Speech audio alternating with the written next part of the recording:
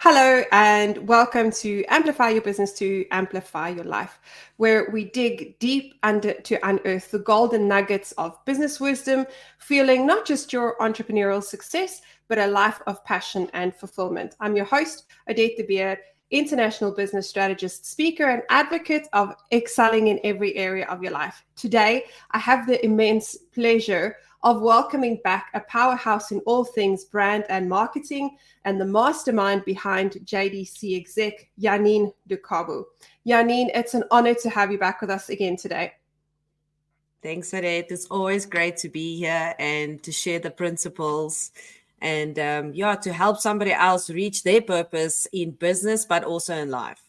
Absolutely. So to our listeners, buckle up as we embark on the enlightening journey of uncovering the secrets to flourishing in business and in life. We are going to dive into the thrilling exploration of motivation, resilience, and innovation in how we can fight the battlefield of business through when the going gets tough, the tough gets going. So, Janine, tell us a little bit about the challenges that you've seen entrepreneurs experience, especially lately post-COVID. We thought it was over, we're all in the clear, and it seems like we're not. Yeah, it will always be there. That this is the fact is that there's always going to be challenges. There's always going to be disappointments, and what matters is how resilient we are and how fast we can bounce back, and that's what's going to set us apart, right? Because what happens to me is happening to you. I think something I want to say right from the start, and let's say truth be told, the only reason why we have these principles is because we've had to carve our way out of these things time and time again. Yes. We are not these special people. We have had to find our way through tough times, tough challenges. And we've had to build resilience. We've had to build resistance. We've had to learn how to bounce back quickly. And that's the reason why we have these principles for everybody today. That's where it comes from. It happens to everybody. You're probably going to do the same thing right now in business or maybe in life because it's applicable to both. If you can master the one, you can master the other. So this is why these principles today are valid for somebody in business or not in business.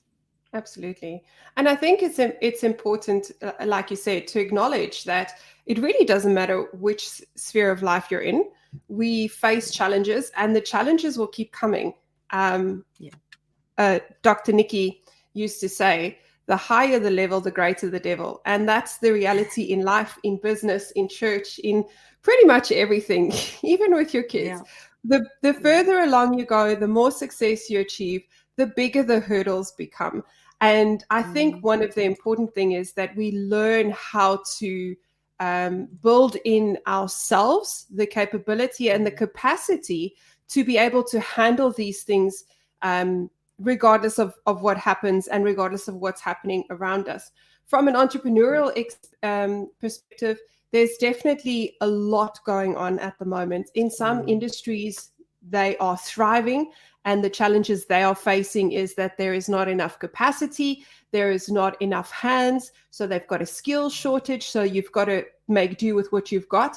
And equally in other industries, they're finding the economic downturn, they're finding that their clients are pulling away because the finances are a little bit tricky, or everything is becoming more expensive, or production of products and services is becoming more expensive. So from an entrepreneurial environment, and certainly from the global economic environment, things are a little bit of an uphill in general, which then flows into stuff that's happening in business, more stress on your employees because of stuff that's happening at home. And if we can master the art of managing ourselves, we can help our businesses grow, because at the end of the day, you are your best asset. So, Janine, would you share with us some of your, I would say, your top 3 or 4 strategies for getting through tough times, whether it's in business, whether it's in life, just getting through with a smile, because you always say if you don't have a smile on, you're not fully dressed. So I assume that a smile is one of them. Yes, it absolutely is. And another one is, Odette, is you have the fire in your bones, right? And the feel in your soul. Don't let anybody tell you that you are just ordinary. I think that's very important to know. Vision is very, very important, because vision is giving you the ability, right, to create your future in your mind.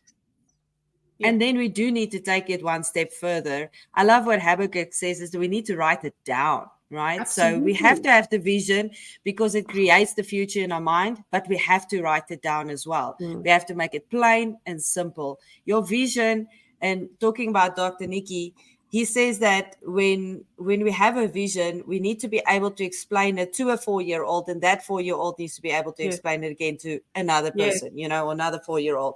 Then it's plain and simple enough. So vision is very important because it helps us to see the future.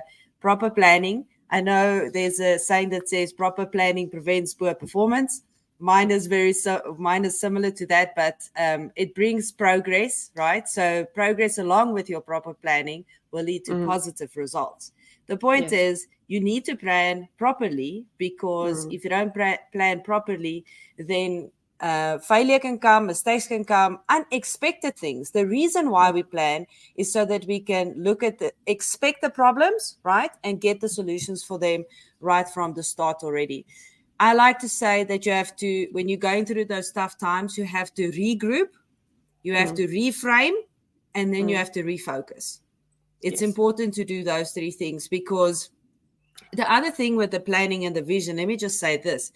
When the pawpaw strikes the fan, like we like to say, we have to have a place where we can return to and say, okay, this is where I'm either starting from again, or regroup, reframe, refocus. This is what I'm doing.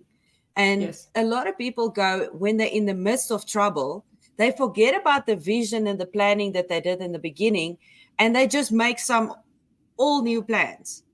The point of the vision and the planning is to go back to that thing when times are tough, so that you can regroup, reframe, and refocus. And it's very, very important to learn new skills, because in that trial and in that season that you are in, there are new things to learn. If you learn those things, it will build confidence, because skills build confidence at the end of the day. So for me, that's very, very important. So that's some of my biggest things that I like to do. Just reframe, refocus, regroup, make sure that you've done your proper planning, and make sure that your vision is laid out. So I love what you said about planning, but I do think there's an extra step that needs to be added to that, and that is actually taking action. I often talk about the cortex vortex. When we're in stress, when things go wrong, our brains go into stress, and then we get into a paralyzed state because stress paralyzes you. And in that opportunity, or in that time, we have an opportunity to sit in the corner and mope to ourselves, which we sometimes love to do. And we feel sorry for ourselves. And instead of taking action, which is your way out of whatever it is you're facing, we sit there and mope. And we go down the rabbit hole of why this, why me, this is unfair, blah, blah, blah, blah, blah. And the reality is, we have to acknowledge that A, life is not fair, and B, you have what you take responsibility for. So the moment we take responsibility for our lives, for our business, for our teams, for our families, is when we can change things. And that's where your planning comes in place. But none of that is going to help you if you are the victim in the story. If you are the victim and life is happening to you, then you are not able to act on your plans. You are not able to make things happen because you feel like it's been done to you. But the moment you take responsibility, that's the moment where you can act in your power. That's the moment where you take, like you said, skills build confidence, but you've got to take responsibility for creating those skills. It's not someone else's responsibility to do that. You've got to do it. And then, of course, taking action. It's such a simple thing, but it's such a hard thing to do when you find yourself in a really tough situation, because our emotions lie to us, right? And it's, having said that, it's important that we acknowledge when we are in a tough situation, or when we feel emotionally drained or down. It's okay to feel those things. I'm by no means suggesting that you should never feel that way, because emotions are fickle and we all feel things all the time. What I am suggesting is that you don't stay there. And the way that you don't stay there is exactly what you just said. have your vision. What's your why? What is the thing that got you up in the first place to go and do that? And then if you've done the planning, it's very easy to go, okay, this is the why, this is the plan. Oh, these things went a little bit awry, but now I can work on it, because if you take a couple of steps back, so we can regroup, we can move this way, we can move that way, we can remaneuver, or maybe now is the time to shut down this plan and move to another one. But you don't discard it all just because you're now in a tough space. Janine, what do you think is the number one reason for people failing in tough times? They don't know their passion. Ooh. Because if you know what your passion is, talking about fuel and fire, your passion is the fuel to your fire. And if you know what your passion is, then you'll always have fuel for the fire. A car can't drive without the fuel. Your passion can't be driven or burning on the inside of you without the fuel. And I love the word passion. Let's just stand there for a couple of seconds. Is the word passion has got the word pass in as well, right? So sometimes we are so hard on ourselves because of what we haven't done. We don't give ourselves a pass in what we already achieved. Sure. So passion gets fueled our passion gets fueled, but we have to understand that in that time as well, we're working hard. We need to figure out what that is, right? But we also, in some instances, need to give ourselves a pause, because you're so hard on yourself that you're actually procrastinating and not getting to the action part that you just spoke about. I'll never forget Dr. Sam Chand. I was in one of his seminars, and he said that never flog a dead horse. Talking about what you just said is like, sometimes you just got to know when to let go. Yeah. But never flog a dead horse. I mean, that is just as an important decision to stop something than what it is to carry on and push forward when that thing is already dead. Absolutely. So for me, I think if I can share one of my secret coaching tips with our listeners, when my clients are in a vortex or when they find themselves stressed, I ask them 3 questions. These are for free, and you can do them on yourself. You can do them on your kids. You can do it on your family. You can do it on pretty much anyone, anywhere, and it works every single time. The first question you've got to ask yourself is, what do you need to acknowledge about the situation? When we acknowledge it, it's no longer a position where you're the victim. You have an opportunity to take responsibility for what's going on in your life. Once you've acknowledged whatever it is you need to acknowledge, then the next question is, what decisions do I need to make? So this comes into play with both action and the planning that Janine has spoken about. What decision do I need to take? It could be that I need to let go of this thing. It could be that I need to stop this path because it is not profitable for my business. Or it could be that I need to go do something else, or I don't know, find someone to support me, or get a coach, or get a mentor, or speak to someone. And then the final question, which is probably the hardest one to answer, is what can you let go of? And it's exactly what you just said. We are our own worst critics in every instance. And sometimes we have to let go of what we hold ourselves to account to. And by that, I don't mean that you get to not be held accountable, but sometimes we set the bar really high for ourselves. And then when we don't make it, we kind of feel like we've now failed. And the most empowering thing you can do is letting go of the guilt and letting go of the hurt that you are imposing on yourself when things are tough. So 3 questions. What do you acknowledge? What decisions can you take? And what can you let go of? And you'll find once you've verbalized, and this is not an exercise that you do in silence, so you don't whisper it to yourself. That's not going to work. You have to actually say it, because the moment you say it, you also hear it and your brain responds differently. So you have to say what you can acknowledge, what decision you can make, and what you can let go of. And if you assess yourself before asking those questions and you assess yourself afterwards, 9 times out of 10, you'll find that you've gotten yourself out of that rut, because you are now empowered. You've given your brain an opportunity to decompress and to find a way through the murky waters, so to speak. So, Janine, before we wrap up, I'd love to know from you, what do you think causes failure for businesses? You mentioned that they don't know their passion. Is there anything else that you think causes failure in these tough times? I think people stop by pain. They stop at the pain level. And for me, if you can take that pain and you can turn that into your power, then that will obviously propel you forward. Yes. Right? But most of us stop at the pain. And you said it, we are going to feel it. Everybody's going to feel it. I don't want to say there's no harm in feeling it, but there's no harm in feeling it when you decide that the pain is going to be turned into power to propel you forward. We have the decision that we need to make.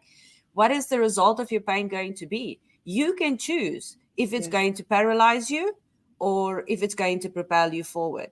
You can choose if it's going to be a thorn in your flesh, or are you going to use that thing to thrive? That is up to you. You can choose. Am I going to plan properly? Am I going to have a vision? Or am I just going to sit here? Because that's why people fail, because they don't decide to move forward in what they've got. I always say that when something bad happens, right? One of the first places I go to is, what is the lessons, because there's always more than one, that I can possibly learn out of this situation. Once I've got the lessons, then I'm like, okay, that's almost my vision. Yeah. Because now I'm like, okay, I need to get from here to this lesson. I need to get from this pain to that power. So that's where the vision comes in. That's where the proper planning comes in. That's where the reframing comes in. Because now you reframe this pain into refocusing on where you're heading towards in the future. So if you can just take what you've got and what you're going through at the moment and turn that pain into power and forget about that paralyzed feeling that you are feeling, but rather take that and turn it into a propelling thing and use your passion. Remember, don't forget your passion, because that's the fuel that's going to get you through this. I love that. That's awesome. So if you are in a tough spot at the moment, go back to your passion and use that pain, as Janine said, to create your power. I mean, what a banger of a show today. Quick, full of power. We hope you enjoyed it, and we hope to see you next time on Amplify Your Business to Amplify Your Life.